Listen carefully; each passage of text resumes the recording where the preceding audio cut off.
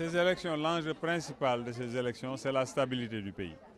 À savoir qu'aujourd'hui, on a un président qui est élu au suffrage universel avec une large majorité des Sénégalais qui lui ont fait confiance et qui lui ont confié ce pays pour 5 ans. Ce président a besoin d'un parlement stable pour continuer le programme qu'il est en train de dérouler et au grand bonheur des Sénégalais. Ce programme, il est fait de réalisations historiques, mais également de rectification de déséquilibres qui font les difficultés de nos sociétés. Il est teinté d'équité territoriale, d'équité sociale, d'une meilleure répartition des richesses produites par le pays. Et cela, un Parlement stable lui permet justement de lui donner le cadre juridique nécessaire. Et il ne faut pas se tromper aussi d'objectif. Le Parlement, c'est pour principalement 2 choses. C'est voter les lois et c'est contrôler l'action du gouvernement. De ce point de vue-là, je pense que tout régime qui est en place aujourd'hui a besoin de cette stabilité-là. Sinon, nous inscrivons notre pays dans une possibilité, en tout cas de troubles qui ne sont pas bons pour un pays sous-développé qui tend vers l'émergence.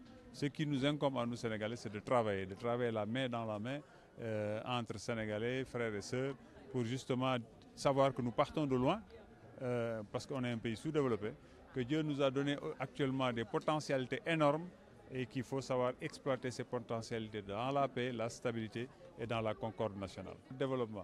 Oui, je vous disais, c'est la stabilité. Ça, c'est ça le Parlement. Mais également, c'est le fait qu'en face, nous n'avons pas de proposition. Nous n'avons pas de gens qui aujourd'hui proposent des choses certaines aux Sénégalais. Parce que moi, ce que j'entends, c'est de dire nous voulons une cohabitation.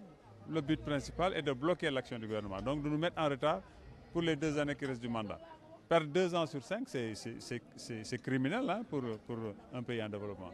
L'autre élément, c'est des gens généralement qui ont des comptes à solder avec la justice du Sénégal et qui vous disent ça nous permettra de voter des lois d'amnistie.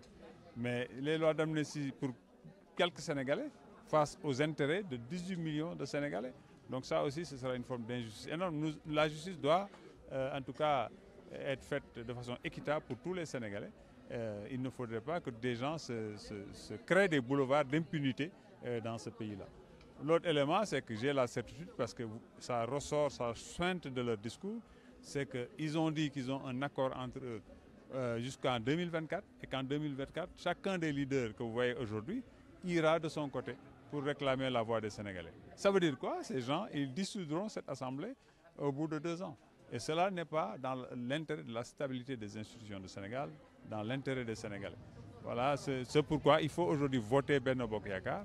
Voter Benno Bokk Yakaar, c'est voter pour l'expérience de ceux qui sont là, voter pour des gens qu'on connaît, donc qui ont une droiture que nous connaissons. Voter Benno Sénégal, c'est voter, comme je l'ai dit tout à l'heure, pour la sécurité, la stabilité du pays, qui est aujourd'hui dans ce qu'on appelle un cercle de feu. On est entouré de dangers. Et nous avons des potentialités qui sont les hydrocarbures, qui sont aujourd'hui une potentialité pour notre pays. Et partout où ça va et que le pays n'est pas organisé, il n'y a pas de dirigeants responsables, matures, expérimentés, ça a produit le drame au niveau de ces peuples. Nous, Sénégalais, nous devons éviter cela. Donc quand des choses comme ça viennent à maturité, ça fait des années que ça se construit au Sénégal. Le président Macky Sall a construit tout l'arsenal juridique qui doit encadrer cela pour préserver les intérêts des Sénégalais d'aujourd'hui, mais également les générations à venir. Et il y a l'expertise qui est là. Ce n'est pas pour rien que Dieu nous a donné un ingénieur, un géologue comme président et que les hydrocarbures sortent sous son magistère. Donc on a besoin de ces hommes expérimentés pour faire ce passage vers la situation actuelle où nous n'avions que des phosphates et de l'arachide, vers un pays producteur de pétrole et de gaz. Là, on a besoin d'expertise. Sinon, ça peut amener le chaos dans notre pays. Et il y a beaucoup de lobbies hyper puissants dans le monde.